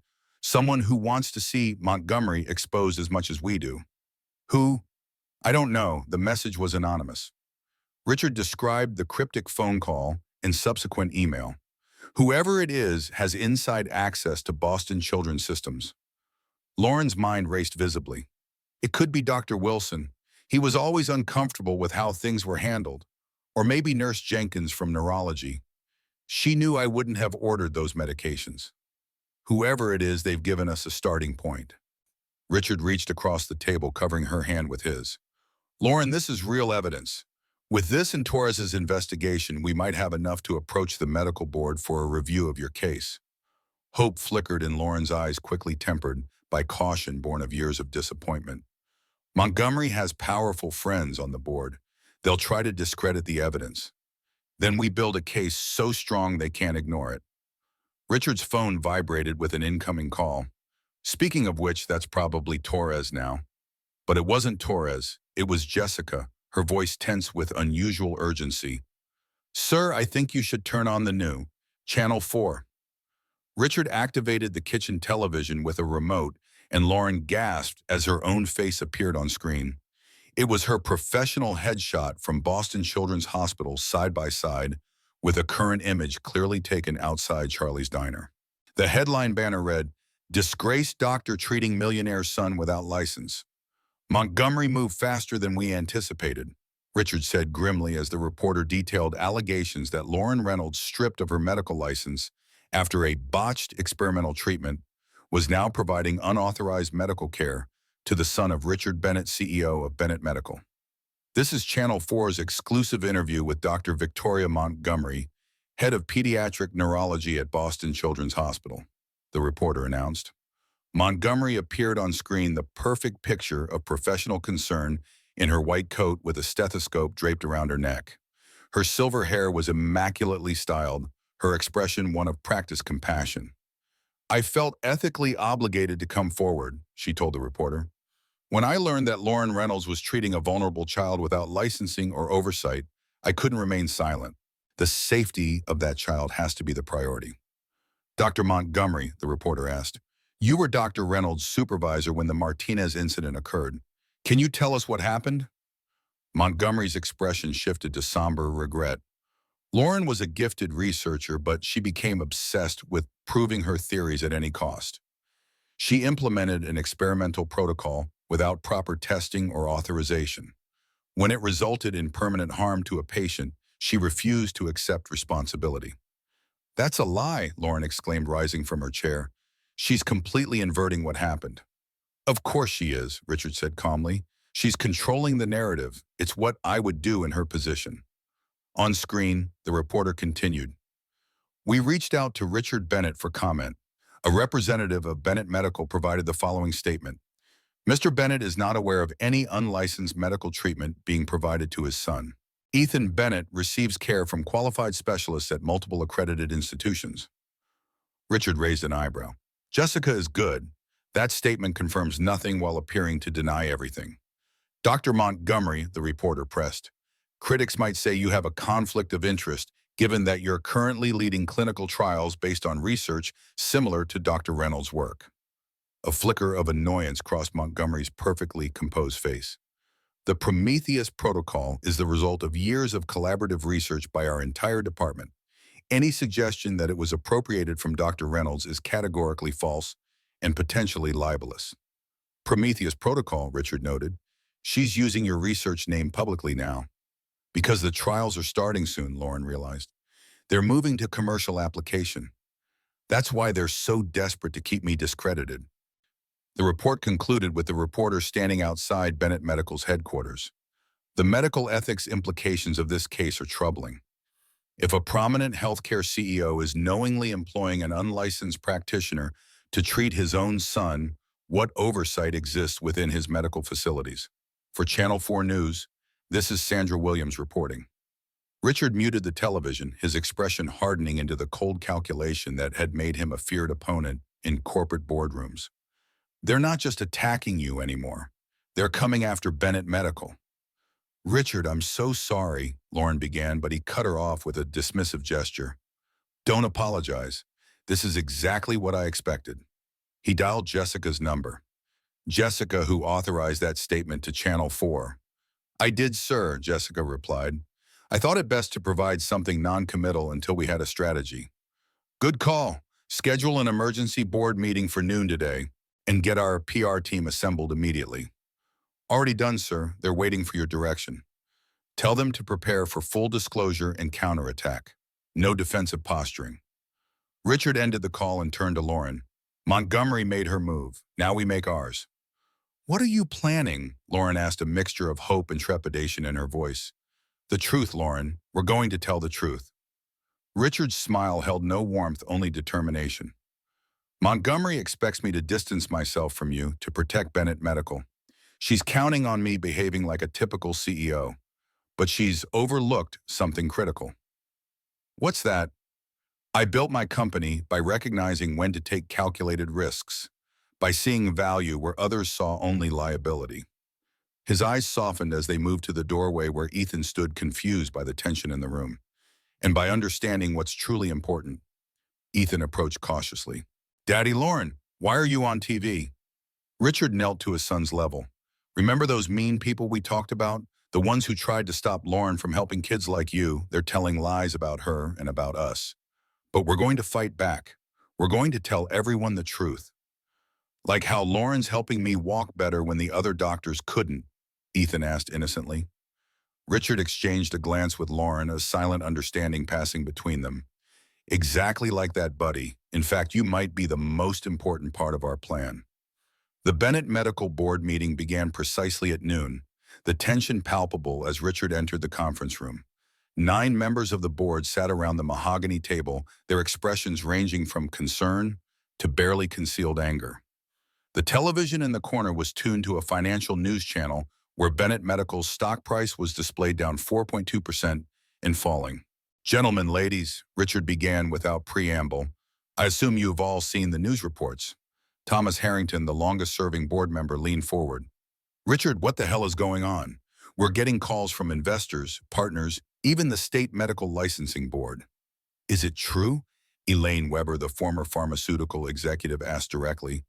Are you allowing an unlicensed doctor to treat Ethan? Richard surveyed the room, measuring each face. These people weren't just board members. Most had been with him since the early days of Bennett Medical. Their concern was genuine, if primarily focused on the company's welfare. Lauren Reynolds has been providing physical therapy techniques to help Ethan with his motor skills, Richard confirmed. And yes, her medical license was revoked 3 years ago. But there's more to this story than what's being reported. He outlined the facts as he knew them. Lauren's groundbreaking research, Montgomery's apparent sabotage, the stolen Prometheus protocol, and the evidence suggesting Sophia Martinez's paralysis occurred under Montgomery's care, not Lauren's. So this is about clearing Dr. Reynolds' name, Harrington asked skeptically. It's about more than that, Richard countered. It's about exposing fraud and malpractice at one of the nation's leading children's hospitals. It's about a treatment protocol that could help thousands of children like Ethan being implemented incorrectly by the very people who stole it. And what does this have to do with Bennett Medical? Weber pressed. Our stock is tanking. Partners are questioning our commitment to ethical standards. That, Richard smiled thinly, is where the opportunity lies. He outlined his plan. Bennett Medical would publicly support Lauren Reynolds' petition for license reinstatement. They would fund an independent review of the Martinez case and the Prometheus protocol. Most boldly, they would announce a new pediatric neurology research division headed by Lauren Reynolds pending her reinstatement, focused on advancing the correct implementation of the treatment protocol she had developed. You want to double down, Harrington said incredulously. Instead of distancing yourself from this controversy, you want to place Bennett Medical at the center of it. Exactly, Richard confirmed. Montgomery expects me to retreat to protect our stock price and reputation in the short term. But what happens when her version of the Prometheus protocol shows limited efficacy in clinical trials, while we demonstrate superior results with the original methodology? What happens when the truth about the Martinez case emerges? If it emerges, Weber cautioned, Richard, you're betting the company's reputation on unproven allegations. Not unproven, Richard countered, nodding to Jessica, who distributed folders to each board member. These are copies of the evidence we've gathered. Medical records showing unauthorized medication changes. Internal memos discussing how to adapt Reynolds' research without credit. Financial transfers between the pharmaceutical company funding the Prometheus trials and Montgomery's personal foundation. The board members flipped through the documents in stunned silence.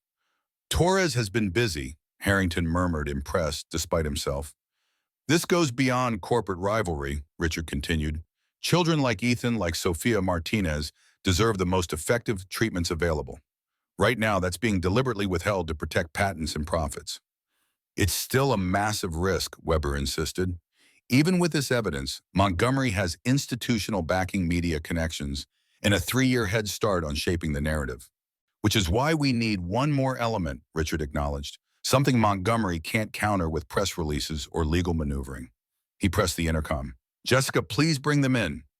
The conference room door opened, and Lauren entered, accompanied by Ethan, walking steadily with only one crutch, and a woman Richard had never met in person, but recognized immediately from photographs, Maria Martinez, mother of Sophia. Ladies and gentlemen of the board, Richard said, I'd like to introduce Dr. Lauren Reynolds, my son Ethan, and Maria Martinez, whose daughter Sophia was at the center of the case that led to Dr. Reynolds' license revocation. Maria Martinez was a small woman with tired eyes that had seen too much suffering, but her spine was straight with determination as she faced the room of executives. Mrs. Martinez has agreed to break her non-disclosure agreement, Richard explained. She's willing to testify about Sophia's treatment under Dr. Reynolds, the improvement she witnessed before Dr. Montgomery's intervention, and the pressure she faced to support the malpractice narrative. They threatened to withdraw all medical support for Sophia if we didn't cooperate. Maria said, her voice soft but clear. They said Lauren was experimenting on our daughter, that she had caused the paralysis. But Sophia was getting better until Dr. Montgomery took over. I kept journals documenting every improvement. She placed a worn notebook on the conference table. This is my evidence, my daughter's truth. The room fell silent as the implications settled over the board members. Finally, Harrington spoke. Richard, you've always had good instincts. Sometimes they've seemed reckless, but they've generally proven correct in the long run. He glanced at the stock ticker still trending downward. But this is different. You're not just risking capital. You're putting your personal reputation, this company's standing, and most concerningly, your son's well-being on the line. Look at my son, Thomas, Richard replied quietly. All eyes turned to Ethan, who stood straighter than any of them had ever seen him. With a nod from Lauren, the boy carefully set aside his remaining crutch and took 6 unassisted steps across the conference room, his movement still awkward but unmistakably improved. 3 years of the best conventional treatment money could buy. Richard said, his voice thick with emotion, and he could barely stand without support.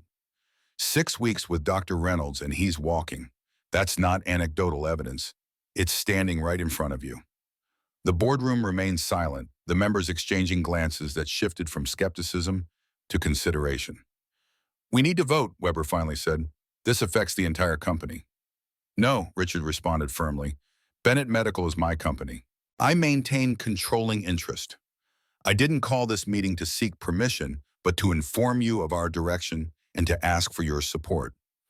He surveyed the faces around the table. Montgomery has attacked not just Lauren's reputation, but the ethical foundation of Bennett Medical itself. We either stand our ground and fight for the truth, or we concede that profit margins matter more than patient outcomes. Harrington sighed, then nodded slowly. You know I'm with you, Richard. Always have been. But this won't be just a corporate battle or a PR challenge. Montgomery has powerful connections throughout the medical establishment. This will get ugly. It already is ugly. Lauren spoke up, her professional confidence evident despite the circumstances. A child was harmed. A treatment that could help thousands has been corrupted. The truth has been buried for 3 years while I've been unable to practice medicine. She looked at each board member in turn. I understand the risks to your company. I understand if you need to protect your investments. But Richard is right about one thing. This is about more than stock prices or corporate reputation. Maria Martinez stepped forward. My Sophia still can't walk. The settlement paid for her care, but no amount of money can give her back what was taken. If there's even a chance that Dr. Reynolds' original treatment could help other children avoid Sophia's fate, don't you have an obligation to support it? The simple, devastating question hung in the air. Weber was the first to respond. I'll contact our legal team. If we're going public with these allegations, we need ironclad documentation and preparation for the inevitable lawsuits. One by one, the board members signaled their reluctant but firm support. As the meeting concluded, Richard pulled Jessica aside. Prepare a press conference for 4 p.m. today. We need to get ahead of this story. Here at headquarters, Jessica asked. No, Richard decided. At the community center where Lauren works with Ethan, and make sure the medical correspondents from every major network are there. As the board members filed out, Lauren approached Richard, her expression troubled. You didn't tell me you were bringing Maria Martinez in, she said quietly. I couldn't risk tipping off Montgomery, Richard explained. Torres found her 2 days ago living in Queens under her maiden name. She reached out as soon as she heard about the news reports. She kept her journals, Lauren said, still processing the revelation. All this time, she had the documentation that could have cleared my name. She was protecting her daughter, Richard reminded her gently. Montgomery threatened to withdraw Sophia's care if the family didn't cooperate with the official narrative. Lauren nodded understanding but still visibly shaken by coming face to face with her former patient's mother after 3 years. What happens now, she asked. Now, Richard said, gathering Ethan with one arm and guiding Lauren with the other, we prepare to tell your story to the world. The community center was transformed by 3:30 p.m., its modest therapy room, now crowded with cameras, lighting equipment, and reporters. Richard had insisted on this location deliberately. He wanted the world to see the simple, unassuming space where Lauren had been helping Ethan make remarkable progress. In the director's office, temporarily converted to a staging area, Lauren paced nervously while Richard conferred with the PR team and legal counsel. I haven't spoken publicly since the license hearing, she admitted when Richard finally joined her. What if I freeze? What if I can't explain the technical aspects clearly enough for the general public to understand? You won't be alone up there, Richard assured her. I'll handle the corporate messaging and the broad strokes. You focus on the medical facts on your treatment protocol. Maria will provide the emotional context about Sophia's experience. And Ethan? Lauren asked, glancing at the boy who was cheerfully charming the makeup artist, preparing him for the cameras. Ethan is our most powerful evidence, Richard said, but he'll only demonstrate his progress, not speak. I won't put him through questioning. Lauren nodded gratefully. Richard, I need to ask one more time. Are you certain about this? Montgomery will retaliate. This could damage Bennett Medical irreparably if we can't prove everything conclusively. Richard took her hands in his, surprised by how natural the gesture felt. Lauren, I've made my fortune by recognizing when the potential reward justifies the risk. But this isn't just about business calculations. This is about doing what's right. For Ethan, for Sophia, for all the children who could benefit from your work. Their eyes held for a long moment, the connection between them deepening beyond professional alliance or even friendship. In the crucible of crisis, something more profound was taking shape. The moment was broken by Jessica's discreet knock. 5 minutes, sir. The networks are all live. Richard squeezed Lauren's hands once more before releasing them. Ready to change the world, Dr. Reynolds. For the first time since he'd known her, Lauren's smile held no reservation, no shadow of past trauma. More than ready, Mr. Bennett. The press conference began precisely at 4 p.m., with Richard stepping to the podium as cameras flashed and reporters called questions. He raised his hands for silence, his commanding presence instantly controlling the room. Thank you for coming on such short notice. My name is Richard Bennett, CEO of Bennett Medical Group. I'm here today to address the allegations made this morning regarding my son's care and to share important information about a matter of significant public health interest. He proceeded with a measured factual account of how he had met Lauren at Charlie's Diner, her work with Ethan, and the gradual revelation of her true background. He neither sensationalized nor minimized the controversy, instead presenting it as what it was, a complex case of alleged medical misconduct, research theft, and institutional cover-up. Rather than respond to these allegations defensively or retreat behind corporate statements, I believe the public deserves full transparency. To that end, I've invited 3 people to speak today who can provide firsthand perspectives on what has become known as the Martinez case and the Prometheus Protocol. He introduced Lauren first, who approached the podium with the dignified professionalism that had once made her a rising star in her field. Despite her initial nervousness, she delivered a clear, compelling explanation of her research, the original Prometheus Protocol, and the specific ways in which the version now being prepared for clinical trials had been altered from her design. These modifications may seem subtle to non-specialists, she explained, displaying comparison charts on a screen behind her, but they fundamentally undermine the efficacy of the treatment. The neural retraining component has been reduced to a supplementary role rather than the core mechanism it was designed to be. She then detailed her work with Ethan, careful to characterize it as physical therapy techniques rather than medical treatment, while acknowledging that the distinction was precisely what Montgomery was challenging. I never misrepresented my licensing status to Mr. Bennett, she concluded. And while I understand the ethical concerns about practicing without a license, I could not in good conscience withhold techniques that might help a child when conventional treatments had failed. Maria Martinez spoke next, her simple, heartfelt testimony providing the emotional weight that balanced Lauren's technical presentation. She described Sophia's initial progress under Lauren's care, the sudden deterioration after Montgomery's intervention, and the pressure placed on her family to support the official narrative. They said if we didn't cooperate, Sophia would lose her care at Boston Children's. What choice did we have? Maria held up her journal. But I kept records. Every day, every improvement, every setback. The truth has been in these pages all along. Finally, Richard returned to the podium with Ethan by his side.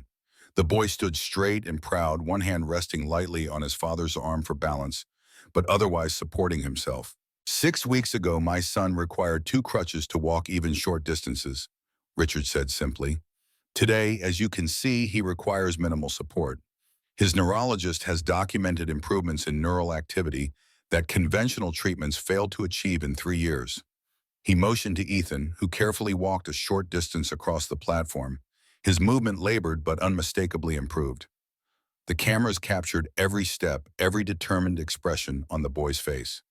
Bennett Medical is announcing 3 initiatives today, Richard continued as Ethan returned to his side.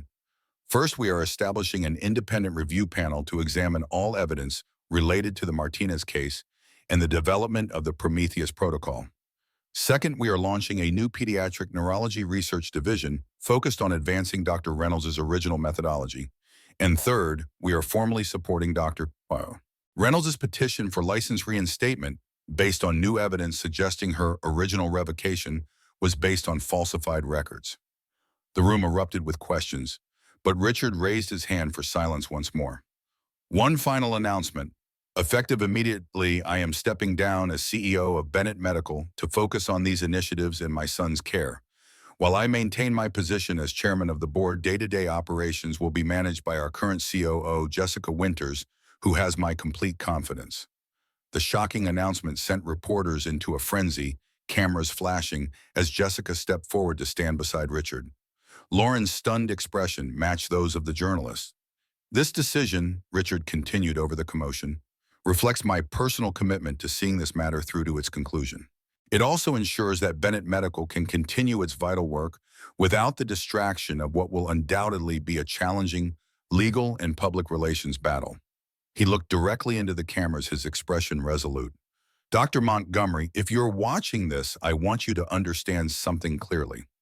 This isn't just a corporate maneuver or a PR strategy.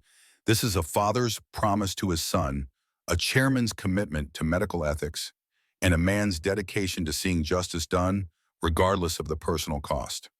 The press conference concluded with the 4 of them, Richard, Lauren, Ethan, and Maria, standing together as questions flew from all directions. Richard deflected most promising, more detailed briefings in the coming days as their legal strategy unfolded. As they made their way back to the private office, Lauren pulled Richard aside. "You didn't tell me you were stepping down as CEO," she whispered urgently. "Richard, that's too much. This is my fight, not yours." "It became my fight the moment you helped Ethan," Richard replied. "And practically speaking, I can't effectively run a medical corporation while waging war against one of the most respected children's hospitals in the country. This way, Bennett Medical is insulated from the worst of the fallout." "But your career is exactly where it should be," Richard interrupted gently. "For the first time in years, I'm fighting for something that matters more than quarterly projections or stock valuations." Before Lauren could respond, Jessica approached with a tablet displaying breaking news alerts. "It's already making headlines everywhere," she reported. "Medical CEO steps down to fight for disgraced doctor's redemption." The markets are reacting. Bennett Medical stock dropped sharply, then rebounded. Investors are uncertain how to interpret the move. "And Boston Children's?" Richard asked. "No official statement yet, but sources report Dr. Montgomery has called an emergency meeting with hospital administration and legal counsel." Richard nodded, satisfied. "Good, she's on defense now. Torres, any update on the Martinez records?" Michael Torres, who had been monitoring communications from the back of the room, stepped forward. 3 independent experts have confirmed the authenticity of the original records. The timestamps and digital signatures prove the modifications were made using Montgomery's access credentials. "And the other matter we discussed?" Richard pressed. Torres nodded. "In progress. Should have confirmation by morning." Lauren looked between them, confused. "What other matter?" Richard exchanged a glance with Torres before answering. "We have reason to believe Sophia Martinez might not be the only case where Montgomery intervened with negative outcomes. Torres is examining records of other patients treated during the same period." Lauren's eyes widened with horrified understanding. You think she deliberately harmed other children to discredit competing treatment approaches? We don't know yet, Richard admitted. But if Montgomery was willing to paralyze one child to steal your research, it stands to reason she might have established a pattern. Lauren stepped away, visibly shaken by the implication. Ethan, sensing her distress, came to her side and took her hand. It's okay, Lauren, he said with a child's simple certainty. Daddy always wins his fights. He'll make the bad doctor pay for hurting those kids. Out of the mouths of babes, Richard thought, watching his son comfort the brilliant doctor who had given him hope. Ethan was right about one thing: Richard Bennett did not lose fights once he committed to them. And he had never been more committed than he was to this battle. As they prepared to leave the community center, Richard's phone rang with an unlisted number. Stepping away from the group, he answered cautiously. Bennett, you've made a serious mistake today, Mr. Bennett. Victoria Montgomery's voice was cold, controlled, but with an undercurrent of rage. You've staked your reputation on a discredited doctor and unverifiable accusations. Boston Children's Hospital will not stand for this defamation. It's only defamation if it's false, Dr. Montgomery, Richard replied evenly. And we both know the truth about Sophia Martinez. You have no idea what you're dealing with, Montgomery hissed. The Prometheus protocol represents years of research and millions in investment. Careers and reputations beyond mine are at stake. The board of Boston Children's, the pharmaceutical partners, the research foundations, they won't allow a corporate raider and a disgraced doctor to derail this work. Interesting choice of words, Richard noted. Derail this work rather than disprove these accusations. You're not even trying to claim innocence anymore. Innocence is irrelevant, Montgomery snapped. Results are what matter in medicine. The Prometheus protocol works perhaps not as efficiently as Reynolds' original design, but well enough. The clinical trials will prove it, and no amount of PR maneuvering or emotional appeals from you will change that. Then why are you calling Dr. Montgomery if you're so confident in your position? Why bother with threats? A pause, then Montgomery's voice dropped lower. Because I'm offering you one last chance to minimize the damage. Withdraw your accusations. Issue a statement clarifying that you misspoke under emotional duress. Return to running your company and let Reynolds fade back into obscurity. And if I refuse, then prepare yourself for scrutiny like you've never experienced. Your business practices, your personal life, your son's medical care, everything will be examined in excruciating detail. And Lauren Reynolds will never practice medicine again, not even unofficially. I'll make certain of it. Richard smiled, though Montgomery couldn't see it. Thank you for that, doctor.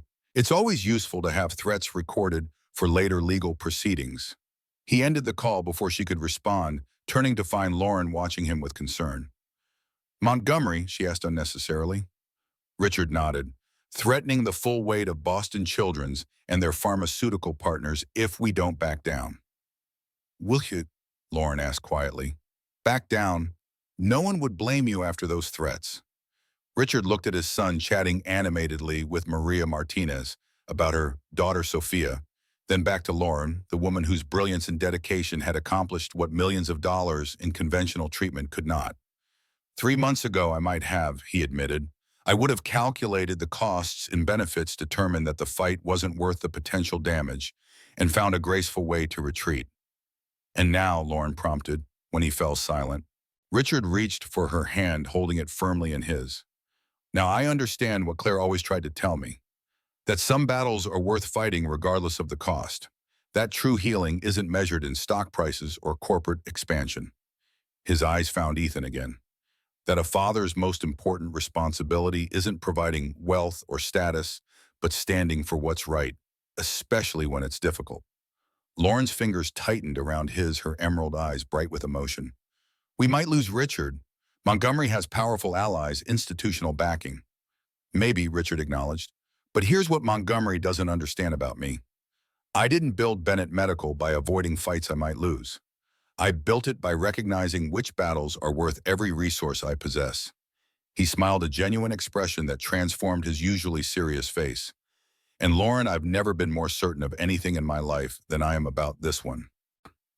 As they joined Ethan and Maria, preparing to face the cameras and reporters still gathered outside, Richard felt a sense of purpose and clarity that had been missing since Claire's death. Montgomery had made a critical error in her calculations. She had assumed Richard Bennett would respond as a CEO, protecting a corporation, not as a father defending his son's future, or a man standing beside a woman he was growing to care for deeply. It was a mistake she would soon regret.